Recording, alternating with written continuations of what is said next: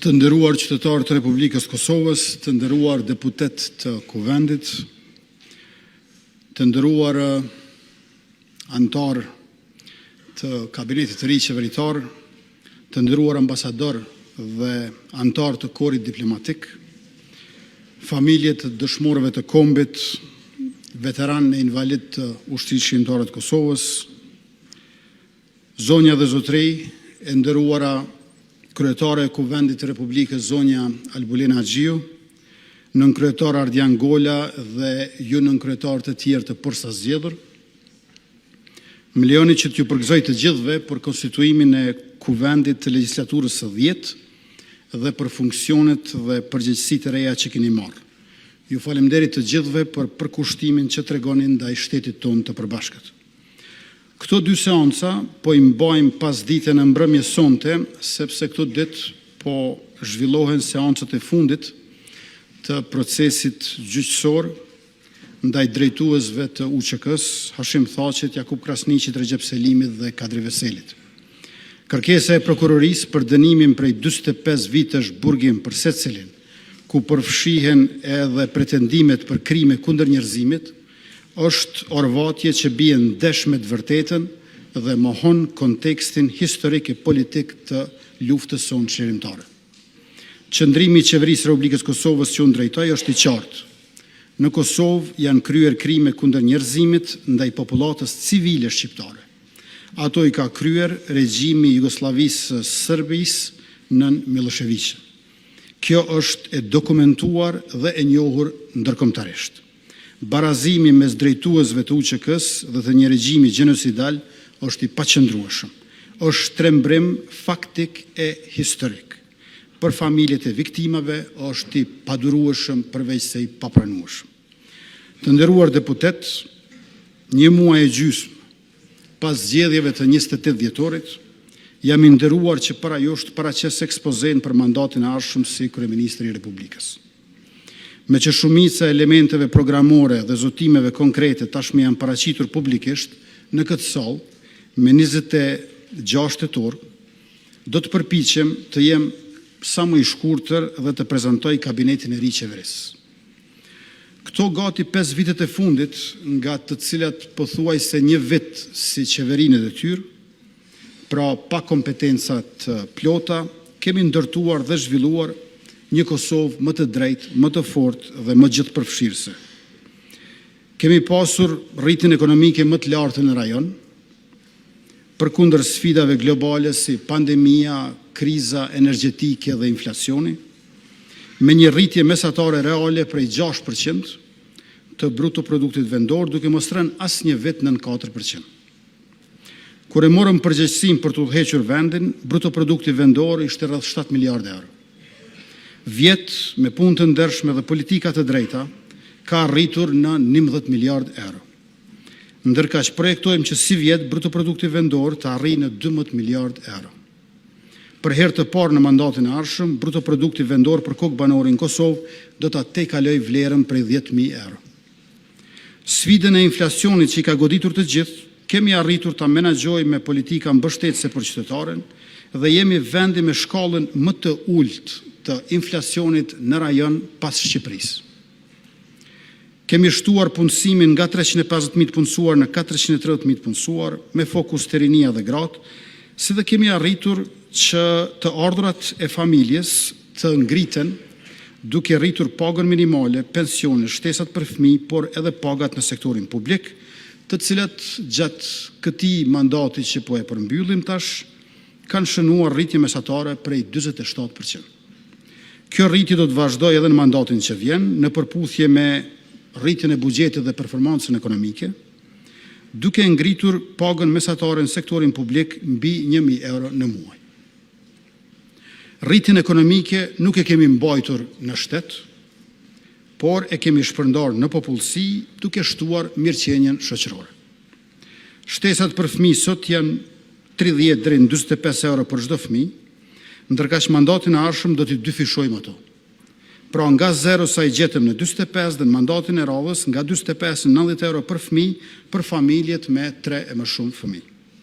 Me këtë rritje do të lëmë prapa edhe disa shtetet Bashkimit Evropian sa i përket shtesave për fëmijë. Njashtu edhe shtesat për nënat e reja, lehonat, do t'i rrisim në 500 euro në muaj për 6 muaj.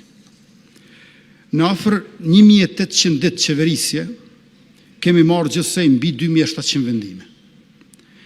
Qeveria jonë ka mbajtur gjithsej 286 mbledhje fizike dhe online, një mesatare prej afër 60 mbledhjesh në vit, apo edhe më shpesh se një herë në javë. Nga vendimet e qeverisë, 320 kanë qenë projekt ligje, 72 koncept dokumente dhe 20 nisma legislative. Pra rreth 17% e tyre kanë pasur karakter legislativ, parafërsisht 1 në 6 vendime. Kemi dëshmuar një ritëm të lartë dhe të qëndrueshëm vendimmarrje me theks të veçantë në reforma ligjore. Siç e dim, janë liberalizuar vizat në zonën Schengen dhe tani pasaporta e shtetit ton është më e fortë se kurrë. Është përmirësuar imazhi i vendit duke u ranguar në top lista për siguri dhe rend, siç ishte ajo e Institutit Gallup International, dhe kemi siguruar edhe vlerësimin kreditor sovran 2B- të Fitch Ratings, që nuk është keq për fillim, e gjë që na hap dyert të reja për investimet huaja direkte.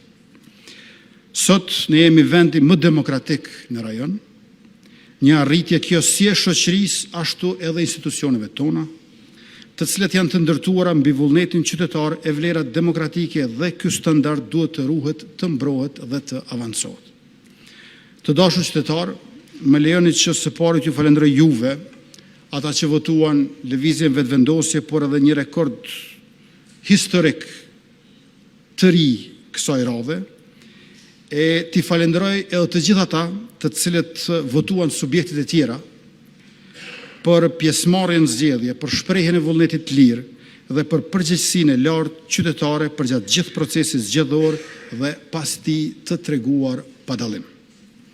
Të nderuar deputet, gjatë këtyre viteve, siç kemi qenë dëshmitarë të gjithë, jemi përballur me provokime të vazhdueshme dhe me sulme të shpeshta të Serbisë, por ne veçse kemi forcuar policinë dhe sundimin e ligjit, ushtrinë dhe mbrojtjen e vendit. Sfidat u përballuan me sukses dhe madje i kemi kthyer në mundësi për progres. Investuam në ushtri dhe në fuqizimin e policisë, në shtrirjen e sovranitetit dhe në luftimin e kriminalitetit. Në politikat sociale për nënat e fëmijët, për drejtë e pensionistët, në mbështetje të fermerëve dhe të bizneseve të vogla e të mesme. Prekëm çdo shtresë e çdo qytetar, secilin komunitet e vendbanim anë e kënd Republikës.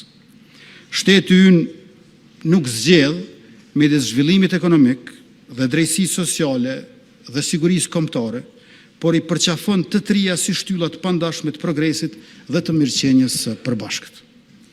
Ne besojmë thellësisht se një ekonomi e fuqishme dhe një shoqëri e barabartë janë të ndërlidhura, se bizneset dhe start-upet nuk janë vetëm motori i rritjes, por edhe kontribues të mirëqenies së përgjithshme. Vizionin e synimet tona i realizojmë mbi parimet politike dhe mbi vlerat që i kemi mishëruar në kushtetutën tonë. Mbrojtjen e të drejtave të njerëzit dhe të drejtave civile, të drejtat e komuniteteve jo shumicë, garantimin e dinjitetit njerëzor dhe barazinë për çdo qytetar pa privilegje e favore. Këto janë udhërrëfyes për çdo vendim që marrim, për cilën do reformë që nisin, për secilin aktivitet që bëjmë. Kosova, sot të nderuar deputet, të dashur qytetar, është më demokratike dhe më e sigurt se kur më parë. Institucionet tona sot janë edhe më të besueshme e më të qëndrueshme. Kosova është rreshtuar në anën e paqes, të drejtësisë dhe të aleatëve të saj demokratik. Aleanca jonë me Bashkimin Evropian, Shtetet e Bashkuara të Amerikës, Mbretërinë e Bashkuar, me NATO-n dhe me vendet mike nga Kanadaja e deri te Japonia, nuk do të lëkundet, sepse ky bashkëpunim nuk është thjesht strategji, është vlerë. Sepse ne nuk jemi vetëm pjesë gjeografike e kontinentit evropian, por pjesë e vlerave politike të tij, lirisë, solidaritetit dhe parazisë.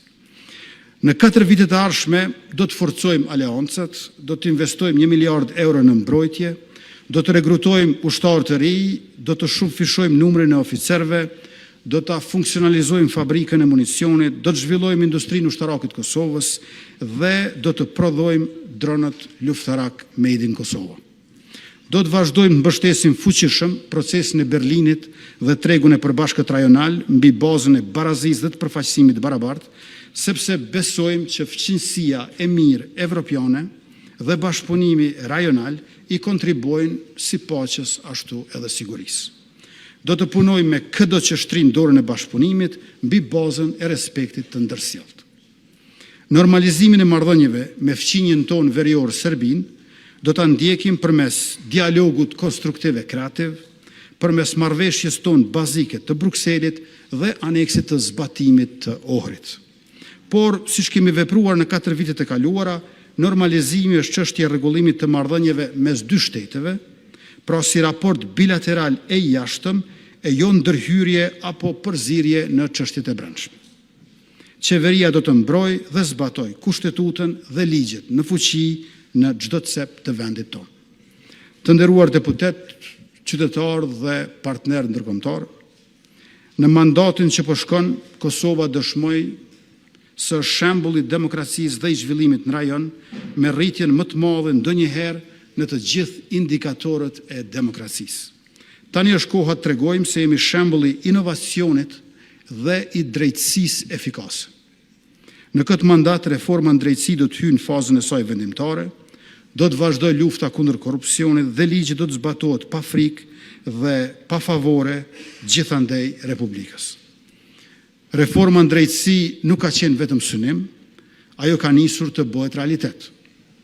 Ligji për Byron Shtetërore për konfiskimin e pasurisë pa justifikueshme duhet të ecë përpara së bashku me vettingun, ashtu që drejtësia të bëhet edhe e drejtë, edhe e shpejtë, edhe e besueshme. Do të themelohet prokuroria e re specializuar për çështje krimit të organizuar dhe korrupsionit dhe zyra për hetime disiplinore. Do të thellohet reforma në transformimin digjital. Çdo qytetar duhet të ketë mundësi të komunikojë me shtetin pa barriera në mënyrë shpejtë, efikase dhe transparente, që nga aplikimi për dokumente deri te shërbimet sociale dhe biznesore. Digitalizimi është mjet për të shërbyer çdo qytetari dhe do të përdoret për progres shoqëror, zhvillim ekonomik të qëndrueshëm, llogaridhënie të gjerë dhe cilësi të lartë. Në mandatin që po lëm pas, eksportet dhe investimet e huaja direkte u dyfishuan, për tani është koha të shumëfishohet prodhimi. Për gjatë 4 viteve në vazhdim, do të investojmë rreth 1 miliard euro në prodhim përmes garantimit të kredive për investitorët. Pra do të vëmë në dispozicion 1 miliard euro garanci sovrane, të cilat shërbejnë si hipotek për të garantuar investimet private në fabrika dhe në prodhim. Do të themelojmë bankën zhvillimore, projekt që tashmë është negociuar me bankën botërore, në vlerë prej 50 milion eurosh, për të mbështetur zhvillimin industrial dhe ndërmarrjet prodhuese. Trepçën do ta rikthejmë në funksion zhvillimit përmes investimeve të reja dhe të mëdha strategjike në bashkëpunim me një kompani me renome nga vendet mike, duke e kthyer atë në motor të ekonomisë sonë. Do të ndahet një fond prej rreth 50 milion euro për skanimin e plot të burimeve tona natyrore dhe futjen e tyre në ekonominë në funksion të zhvillimit. Bjeshkët tona të larta e të bukura nuk do të shijohen vetëm nga larg, por do të përjetohen nga afër duke investuar në turizëm malor. Kjo do të fillojë me 500 milion euro për Brezovicën, e cila do të transformohet në destinacion ndërkombëtare evropian të turizmit, ashtu sikurse edhe rezorti i ri i skijimit në Dugagjin. Mërgata tashmë është pjesë jo vetëm në politikat e qeverisë, por edhe pjesë e bërjes së atyre politikave. Përmes dritares për investimet diasporës do të mbështeten ndërmarrës nga diaspora deri në 100 milion euro investime që bëhen në Kosovë. Mërgata tashmë është pjesë pra e politikave të qeverisë dhe ajo do të jetë e pranishme në dikasteret ekzekutive të qeverisë së re. Termocentrali Kosova B do të modernizohet, ndërsa termocentrali Kosova A do të rehabilitohet thellësisht, në mënyrë që të rritet siguria e furnizimit dhe të ulet ndjeshmëria ndaj krizave eventuale nga jashtë. Kapacitetet nga era do të rriten më shumë se 2 fish në 305 MW nga 135 MW sa janë aktualisht. Pastaj kapacitetet diellore fotovoltaike do të rriten më shumë se 8 fish në 250 MW nga 30 MW sa janë tani. Do të bëjmë implementimin e sistemit baterive me kapacitet 107 MW për 2 orë energji e gjithë mbarshme 340 MWh, që do të arrisë fleksibilitetin e rrjetit e më së largu deri në fund mandatit. Si rezultat i këtyre investimeve, kapacitetet e instaluara të energjisë elektrike do të rriten për më shumë se 70% apo 100% duke përfshirë edhe bateritë për ruajtje të energjisë. Kosova do të bëhet neto eksportuese e energjisë elektrike. Eksporti i energjisë elektrike në raport me konsumin do të tejkalojë deri në 30%, ndërkaq për konsumatorët e shërbimit universal më pak se 7% e konsumit do të importohet. Do të ndërtojmë sisteme të reja të ngrohjes qendrore e gjatë mandatit do të përfundoj 2 fishimi i kogjenerimit në termocentralin Kosova B. Përveç fokusit të burimet të ripërtrishme të energjisë dhe të eficienca e energjisë, për të ulur ndotjen dhe rritur kursimin, në mandatin që na pret do të angazhohemi për përdorimin e burimit më të vlefshëm që kemi, lignitit, për kapacitetet reja energjetike me teknologji moderne gasifikimi e cila ndot më pak. Ky do të jetë projekti më i rëndësishëm në dekadat që do të vijnë. Siguria nuk është vetëm energji, siguria është edhe ujë. Një shtet i sigurt është një shtet që garanton ujë të pijes për qytetarët e tij. Në kuadër të sigurisë kombëtare, ne do të investojmë 400 milion euro për të ndërtuar 5 diga të reja në Dragaqin, në Firaj, në Desivojës, në Pollat dhe në Kuqic, të cilat do të mbledhin dhe menaxhojnë burimet ujore. Përmes këtyre investimeve do të sigurojmë furnizim të qëndrueshëm ujë të pijes për gjithë qytetarët e Amvistrit, do të rrisim potencialin për bujqësi intenzive dhe do të rrisim rezistencën tonë ndaj ndryshimeve klimatike. E për gjithë progresin që është bërë në zvoglimin e pabarazisë përmes shtesave për lehona dhe fëmijë dhe për fuqizimin e grave dhe rinis, do të filloj edhe projekti Superpuna për gratë. Ashtu që kur të punësohet një grua, qeveria do të mbështes në lartësinë e pagës minimale 500 euro për 6 muaj.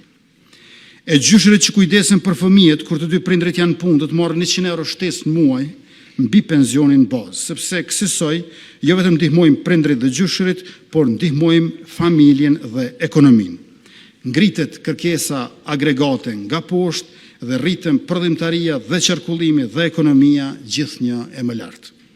Paga minimale të ndjek rritjen ekonomike, nga një janari ajo është 425 euro, kurse në nivelin e 500 euro nga një korriku si vjetë, sepse një Kosovë që zhvillohet nuk duhet ta lë askënd prapa. E paga minimale do të lirohet nga tatimi. Kjo nënkupton që edhe për biznesin e vogël individual, 6.000 eurot e para të fitimit vjetor do të jenë të liruara nga tatimi, pjesëmarrja nënkupton gjithë përfshirje. Në arsim kemi filluar reformën më të thellë në dekada. Nga arsimi i hershëm deri tek ai universitar, po krijojmë standarde të reja cilësie dhe po rrisim investimet në infrastrukturën, kapacitetin mësimore dhe mësimdhënëse e mësimnxënëse. Janë ndërtuar dhe renovuar qerdhe shkolla, janë hapur qendra për zhvillimin profesional të mësimdhënësve dhe arsimi po lidhet me nevojat e tregut dhe realitetin e sotëm për herë e më të ndryshueshëm. Ne duam arsim që ndihmon nxënësit të mendojë, të krijojë, të punojë, të zhvillojë e të ndërtojë. Kemi ngritje të konsiderueshme në rangimin ndërkombëtare të universiteteve publike të Kosovës. Do të vazhdoj me prioritet të lartë mbështetja për edukimin e hershëm. Vendi ynë ka 108.000 fëmijë nga 1 deri në 5 vjeç. Krahas rritjes së përfshirjes së tyre në qerdhet publike, do të nisë sistemi i bonove për prindërit që vendosin të dërgojnë fëmijët e tyre në qerdhe jo publike. Synimi ynë është që në ciklin parafillor të përfshihen të gjithë fëmijët të moshës 5 deri në 6 vjeç. Aktualisht në vendin ton janë 20.000 fëmijë të kësaj moshe.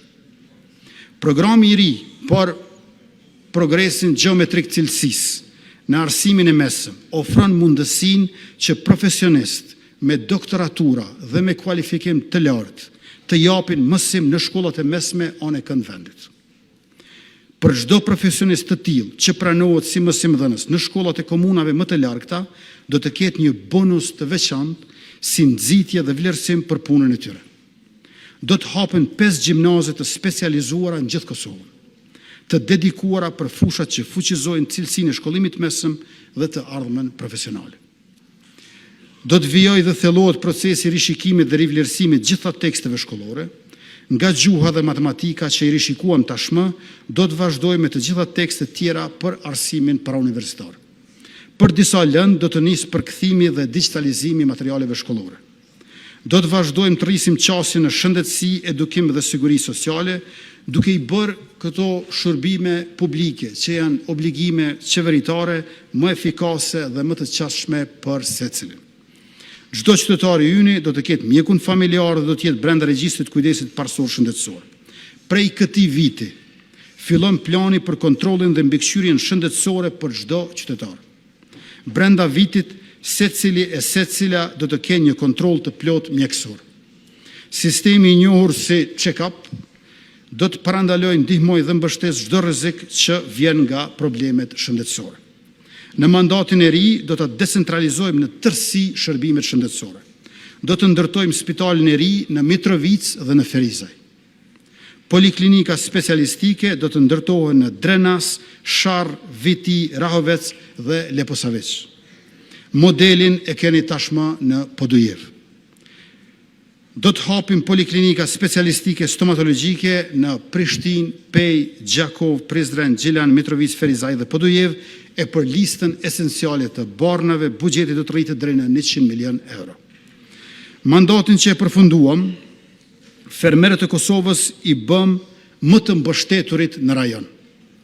Dëshmi për këtë janë mbi 120.000 fermerë që përfituan mbi 300 milion euro në grante dhe subvencione. Në mandatin e ri, përqendrimi ynë do të jetë në rritjen e produktivitetit dhe konkurrueshmërisë, përmes mbështetjes së investimeve në teknologji dhe në rrjetëzimin e mbledhjes dhe shpërndarjes së produkteve bujqësore. Të gjitha prodhimet e fermerëve do të përkrahen për standardizim, certifikim dhe shitje. Çdo prodhim i standardizuar dhe i certifikuar do të ketë treg të garantuar. Prodhimet tona të certifikuara do të jenë të mbrojtura me ligj, si brenda vendit, ashtu edhe në Bashkimin Evropian. Do të hapet mundësia për aplikim për grante gjatë gjithë vitit. Karta e fermeri do të ketë identitet dhe integritet të mbrojtur. Ajo do të jetë e sigurt për blerjen e inputeve, marrjen e këshillave, përfitimin e subvencioneve, qasjen financave dhe deri te shitja e prodhimit. Karta garanton që blerja e pesticideve, plehrave dhe farave të jetë e duhura dhe e saktë në sasi e në cilësi për secilin fermer dhe për çdo kulturë që kultivon. Do të përkrahojmë iniciativat kulturore dhe sociale që forcojnë ndjenjen e bashkësisë së komunitetit dhe përfshirjen e të gjithë qytetarëve në jetën publike, përfshir këtu edhe infrastrukturën sportive, të cilën po e ndërtojmë për ngjarjen madhështore të lojrave mesdhetare Prishtina 2030. Në sport do të investojmë 250 milion euro për ndërtimin a renovimin e 20 stadiumeve të futbollit anë mban Kosovës për të siguruar infrastrukturën e nevojshme sportive për të rinjtë tonë. Projektet e mëdha infrastrukturore të mandatit të ri janë sigurimi i lidhjes me korridoret kryesore rrugore, përmes përfundimit të autostradës së Gjilanit drejt Dheu i Bardhë dhe kyçjes në korridorin 1. Mëtej, përfundimi i rrugës që lidh Prizrenin me Tetoën, pastaj ndërtimi i rrugës së Dugagjinit e cila lidh Prizrenin, Rahovecin, Gjakovën dhe Deçanin me Pejen e Istogun. Rrugët Dolc-Gjakov dhe Kijev-Zahaq do të finalizohen krahas rehabilitimit dhe modernizimit gjitha rrugëve rajonale. Projektet infrastrukturore janë mjete që i lidhin njerëzit me punën, prodhuesit me tregun dhe vendin ton me të ardhmen. Duke përfunduar rrugët që kemi nisur dhe duke filluar projekte të reja strategjike, unazën e Prishtinës, autostradën Gjilan-Prizren, Gabanullan, Qaf-Dulës dhe magjistralen e Dugagjinit, ne po ndërtojmë infrastrukturën e cila i jep kuptim zhvillimit, që shpërndon begati në çdo rajon dhe që e bën shtetin funksional për çdo qytetar. Në mandatin e ri do të fillojmë me ndërtimin e linjës hekurudhore Gjakov-Shkodër në kuadër të asaj Prishtinë-Durrës dhe do të projektojmë linjën hekurudhore që lidh Prizrenin e Ferizajin me Gjilanin dhe Bujanocin. E nisim përgatitjen po ashtu të linjës Prishtinë-Aeroporti ndërkombëtar i Prishtinës Adem Jashari. Të gjitha zotimet tona do t'i përmbushim nga valuta digjitale e bazuar në blockchain, te heqja e taksës doganore për 10% për veturat e importuara nga Shtetet e Bashkimit Evropian, nga zhvendosja e datës së pagesës së detyrimit të TVSH-s në muajin pasues nga muaji kur lind detyrimi doganor në kufi, te arkat fiskale digjitale dhe fatura elektronike business, nga ligji për çmimet tavan të produkteve bazë, të parqet, qendrat dhe inkubatorët e inovacionit, teknologjisë dhe biznesit. Pastaj nga angazhimi intenziv për statusin e vendit kandidat në Bashkim Evropian, tek ai për antarësim në NATO, nga bileta mujore integruar e programit anë-mban 10 euro në muaj, tek kthimi me automatizëm i shtetësisë Kosovës për pjesëtarët e Mërgatës, nga themelimi i gjykatës për çështje familjare të zyra për hetime disiplinore, nga pensionimi i parakohshëm i policëve i shkallëzuar sipas moshës dhe profileve, te përmirësimi i sistemit të gradave në policinë e Kosovës, nga industritë kreative ku janë parashikuar 200 milion euro investime, te ekzekutimi vjetor i investimeve kapitale mbi 1 miliard euro secilin vet si standard i qeverisjes, nga njësia ushtarake për bashkët me forcat armatosura të Republikës Shqipërisë, te SPAK-u 1000 gra e vajza ushtarake në Forcën e Sigurisë Kosovës, e të tjera e të tjera. Të nderuar deputet dhe të gjithë ju të tjerë të pranishëm, të dashur qytetar, në vijim po paraqes para jush edhe kabinetin e ardhshëm qeveritar me të gjitha dikasteret me ekzekutivin që del nga kjo legjislaturë e nderuar. Zëvendës kryeministri i parë dhe ministri i punëve të jashtme dhe diasporës, Glauk Kënjufca. Zëvendës kryeministri e dytë dhe ministri e drejtësisë, Donika Gërvalla. Zëvendës kryeministri i tretë për çështjet e pakicave dhe bashkëpunim, Fikrim Damka. Ministri i financave, Hekuran Morati. Ministër për punë, familje dhe vlerat e luftës çlimtare, Andin Hoti. Ministri i mbrojtjes, Ejup Maqedonci. Ministri i punëve të brendshme, Xhelal Sfeqla. Ministri i digitalizimit dhe administratës publike, Lulzën Jakxhiu. Ministri i shëndetësisë, Arben Vitia. Ministri i arsimit dhe shkencës, Hajrullah Qeku. Ministri i kulturës dhe turizmit, Saranda Bogujevsi. Ministri i administrimit pushtetit lokal, Elbert Krasniqi. Ministri i sportit dhe rinisë, Blerim Gashani. Ministri i mjedisit dhe planifikimit hapësinor, Fitore Pacolli. Ministri i bujqësisë, pylltarisë dhe zhvillimit rural, Armend Muja. Ministri i infrastrukturës dhe transportit, Dimal Basha. Ministri i industrisë, ndërmarrësisë, tregtisë dhe inovacionit, Mimoza Kusari. Ministri i ekonomisë, Artane Rizvanulli. Ministri për komunitetet dhe kthim, Nenad Rashiq. Ministri për zhvillim rajonal, Rasim Demiri. Mandati të cilin po e kërkojmë është mandat pune, drejtësie dhe dinjiteti për secilin, mandat sigurie dhe begatie për të gjithë. Ju faleminderit për vëmendjen e drejtanishme dhe paraprakisht për mbështetjen tuaj.